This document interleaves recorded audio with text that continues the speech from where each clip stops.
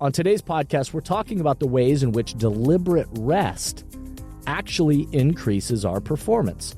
It turns out elite performance isn't just about outworking the competition, although hard work is critical and vital to the equation as well, but research actually reveals another secret ingredient that we can't afford to forget: rest, or taking time off.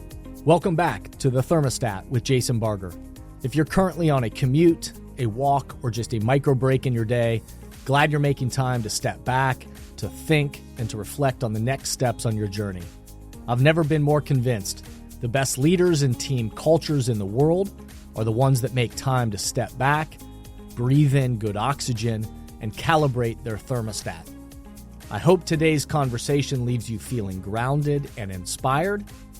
Now let's dive into today's topic to engage our minds and hearts in order to authentically lead and create compelling cultures wherever we are in the world.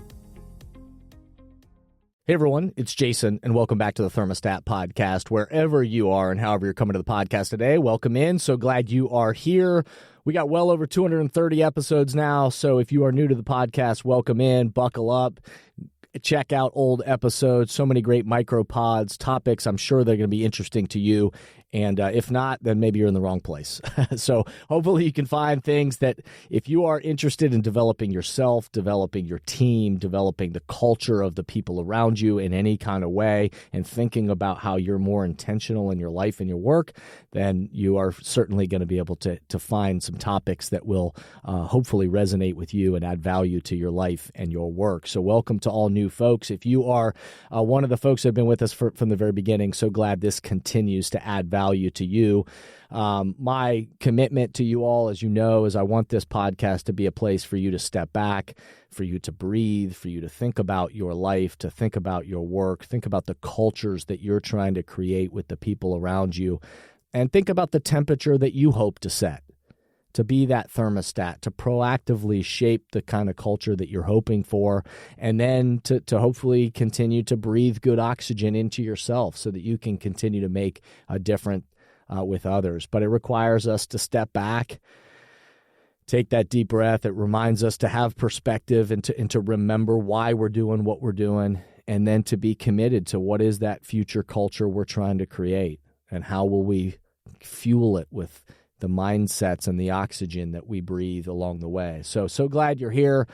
Before we dive into today's topic, if you'll do me the quick favor, of course, if you will rate the podcast 5 stars on whatever platform you're using, just smash that button, hit the 5 stars.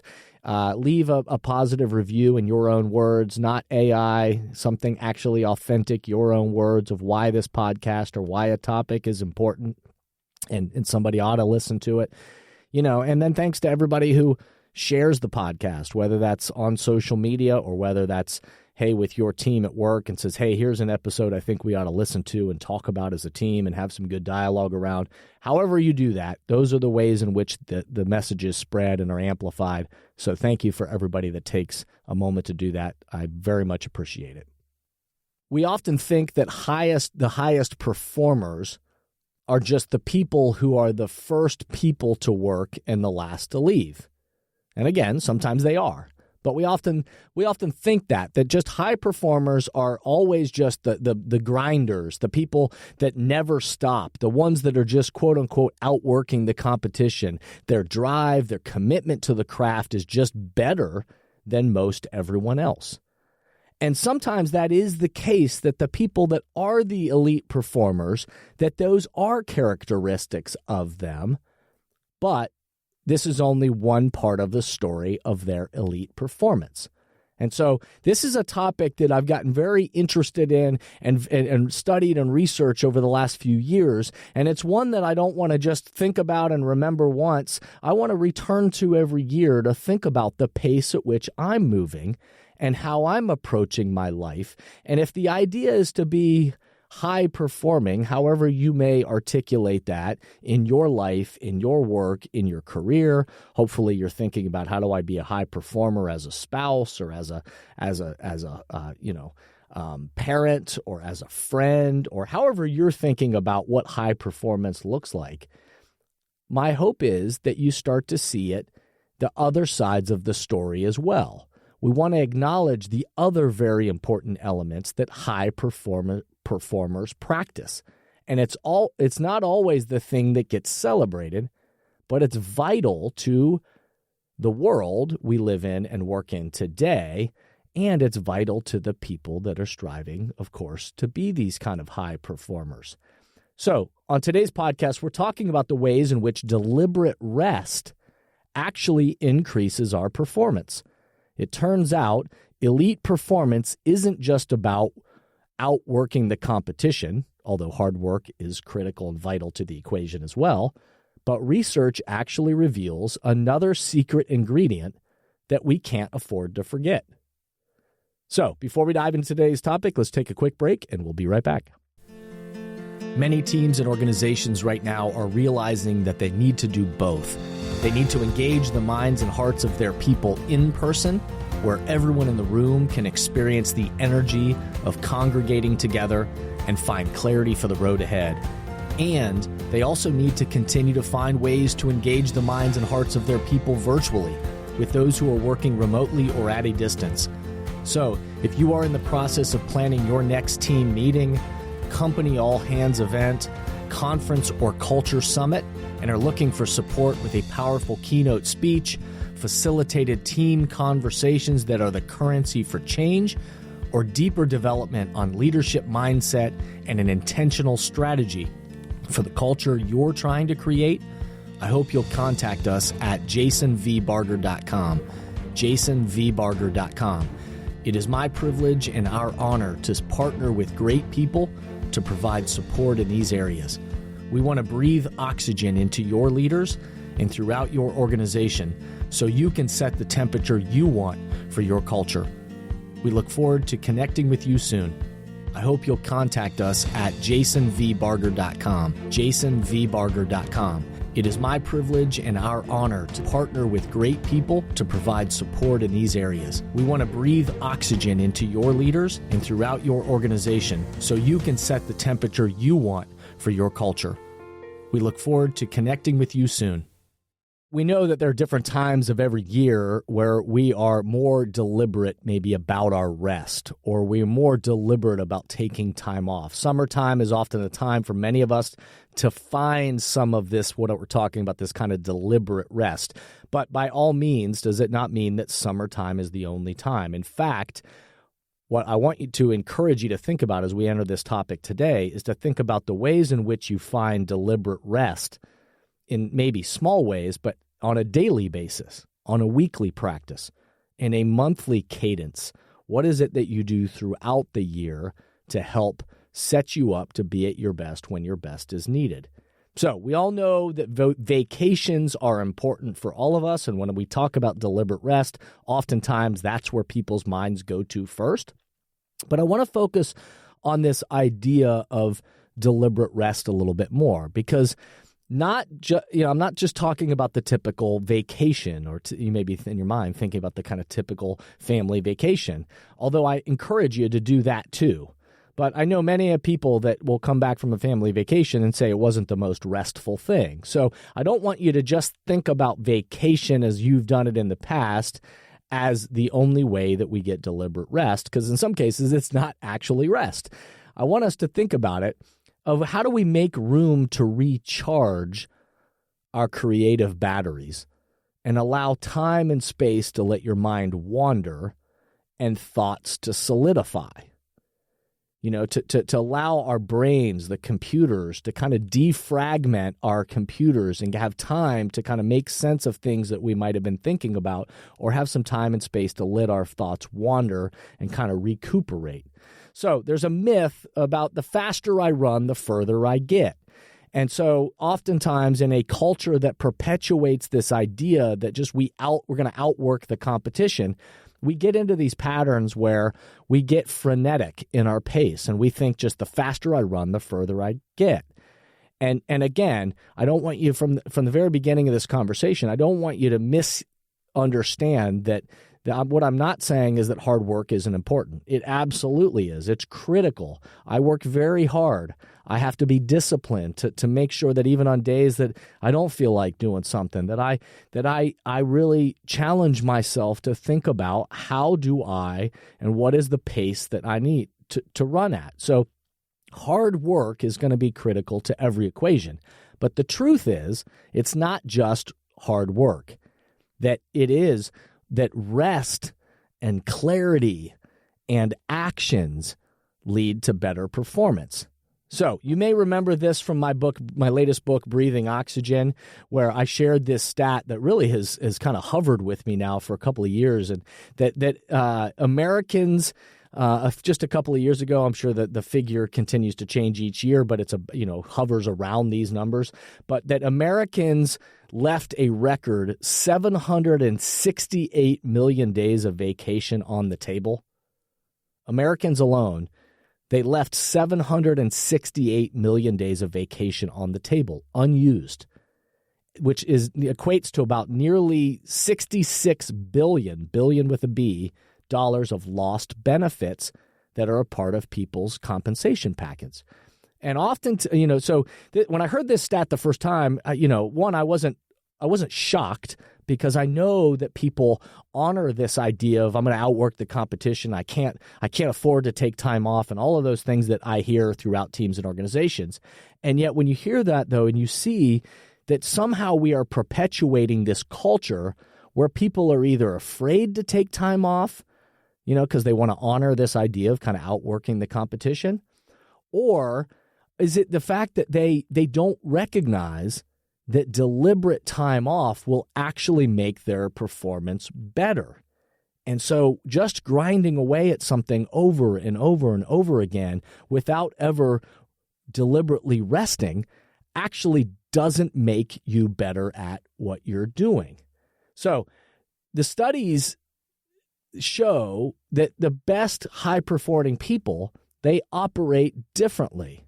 And so I've shared this before, but many are familiar with what's become famous now, the what they referred to as the 10,000 hours, 10,000 hours, and the research behind it. To become an expert at something, it requires 10,000 hours of deliberate practice. And as you dive into the study, it comes from, back in the 80s, I believe, of this German group that was studying this, and they were looking at people that were high performing in whatever it is that they did, pianists and, people to studying ballet and to become an expert, speaker in front of people, to be, to write, to become a great writer, whatever that is, to play the piano, whatever the example is for you, that it requires about 10,000 hours of deliberate practice to become what is considered kind of an expert. Doesn't mean you're going to be the best in the world, but to become, that you've kind of honed the craft. And as you dig deeper into the research, it actually reveals more about elite performance. But that 10,000 hours thing, people latched onto, and that seems to be the part of the study that everybody talks about, which, in my opinion, just perpetuates this idea that you better put in your hours and you got to work hard. And again, of course we do. You got to hone your craft of whatever it is that you're trying to work on. You're going to have to work hard and put in the practice. However, when that's the only part of the research we talk about, people can misunderstand that and see that it's only about, quote unquote, outworking the competition. But what's interesting is a part of the exact same study is the 10,000 of deliberate practice was a piece of it, but also they found that it was 12,500 hours, so even more than deliberate practice, hours of deliberate rest. 12,500 hours of deliberate rest. And then, which doesn't even include 30,000 hours of sleep.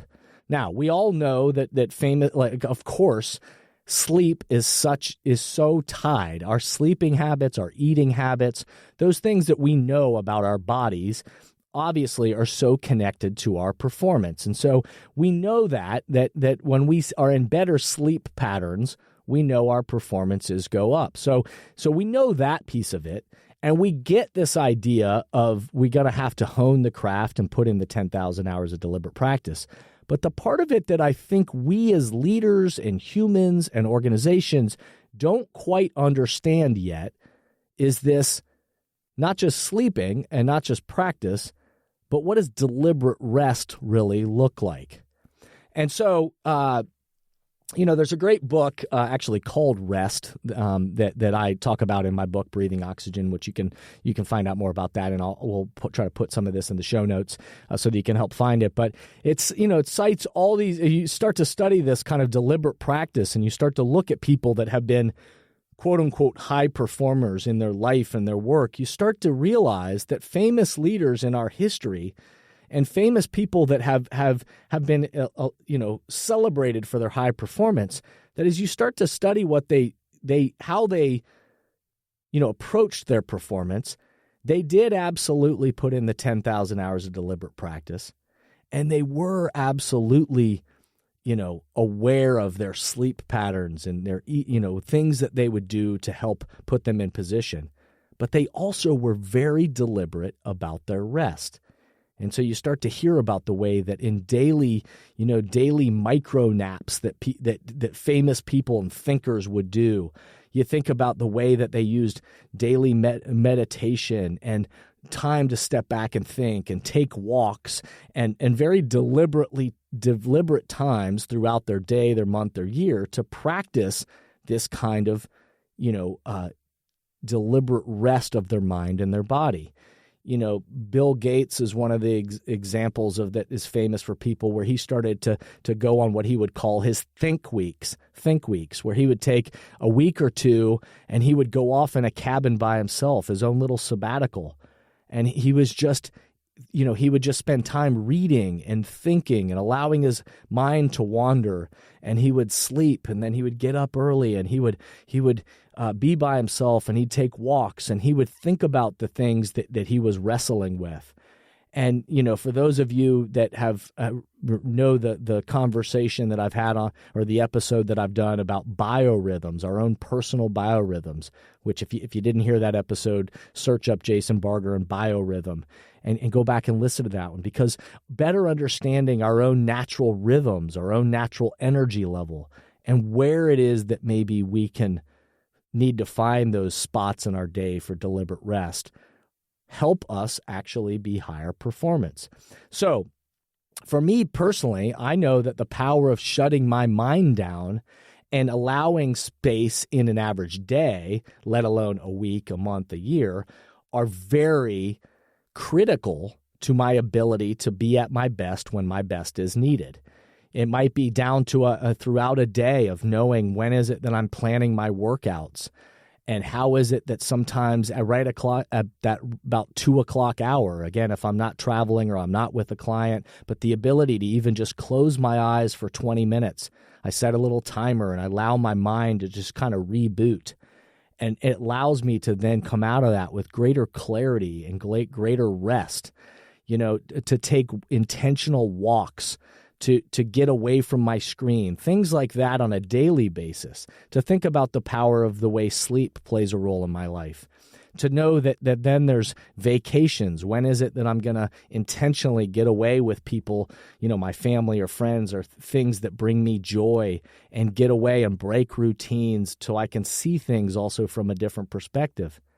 And then I'm a big believer in, and I know not everybody is in a position to be able to do this, or haven't challenged the idea that maybe those vacation days that we're leaving, on the table, that there's a way to package them a little different for a little bit longer than just a 5, 6, 7 day vacation, but a little bit extended sabbatical to allow yourself for deeper thinking, deeper study, and allow your rhythm to get in a different stage.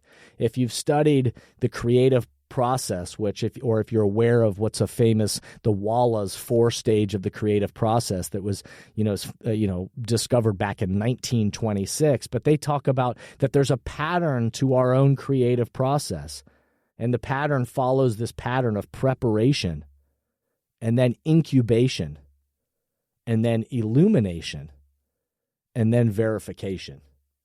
But that if we're gonna allow our brains and to work through that creative process, then not only the preparation stage, but allowing some deliberate rest and time for ideas and things to incubate.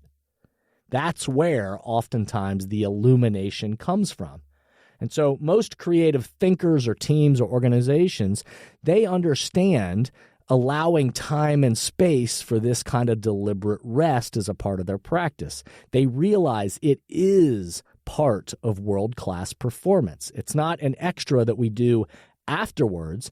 It's a critical part of the equation of elite performance. So from the book Rest, Why You Get More Done When You Work Less by Alex Sujang Kim Pang that I referenced earlier, I love this quote. It says, as we move into a world and economy that seems to defy the constraints of geography and time, that operates globally and 24/7, we feel the need or pressure to work continuously, to ignore our body's clocks and push on, with each event when our bodies are pleading to rest.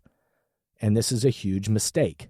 Because again, when we start to, I love about that quote and that observation of the world we're in right now, when we start to lose sight of the fact that our deliberate rest is a part of the elite performance, then we get tricked into living this 24/7 lifestyle. Our world-class performers, or however you rate or aim for your own performance, is directly tied to the ability to deliberately practice, for sure, hone the craft, but also deliberately rest in order to think, grow, and evolve our lives and our work. That's where our best performance lives. And the culture for how we coach, how we teach, how we develop the people around us, and how we create cultures where this is recognized and appreciated, the leaders, teams, organizations play an enormous role into the future of work, and so how we honor and name how we rest so that we can be better humans, and yes, our performance will follow. So I believe it's our leaders, our teams, our places of employment that are going to lead the way in helping us raise the bar on our own leadership and our own actions in the world, and help us to be healthier humans and also better performers and better organizations, to help us be co-creators and participants in creating the culture that we want to actually be a part of. And when organizations create those kind of cultures that honor this, they'll retain more people, and more people will want to be a part of it, because that's what the best places do. So some questions to ponder with today's topic. When will you intentionally and deliberately and strategically rest in the coming months? When and how will you give your mind and your heart space to wander and rejuvenate? I invite you to rest, to laugh, to enjoy, to find joy, to be with people you love, to have fun. And oh, by the way, your performance will be better because of it.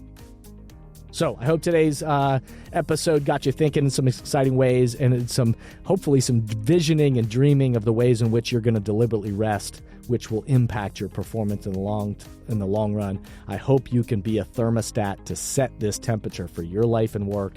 I hope you'll continue to breathe oxygen into yourself and into others along the way.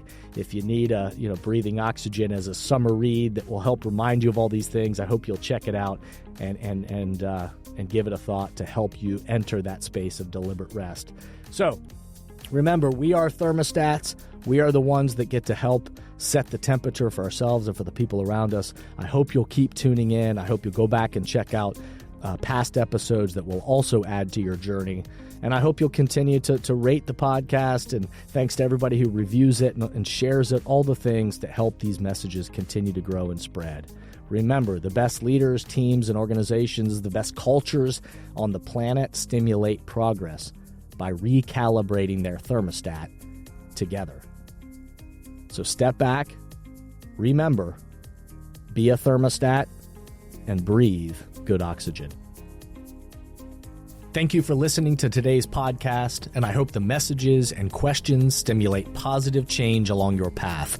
As always, if these messages resonate with you and add value to your life, I hope you'll help amplify them throughout the world. Please rate, comment, and share on whatever podcast or social media platform you're using, and share this podcast with the people in your life or work who should be part of these conversations. That way, this spirit does, in fact, spread. If these messages or developing leaders and culture would be helpful to you and your organization, please contact us at jasonvbarger.com, jasonvbarger.com. And remember, we are all ambassadors for the culture we want to create in our life and work. We have to own the vision we want to be a part of. The future of leadership is you, is me, is us. Be a thermostat.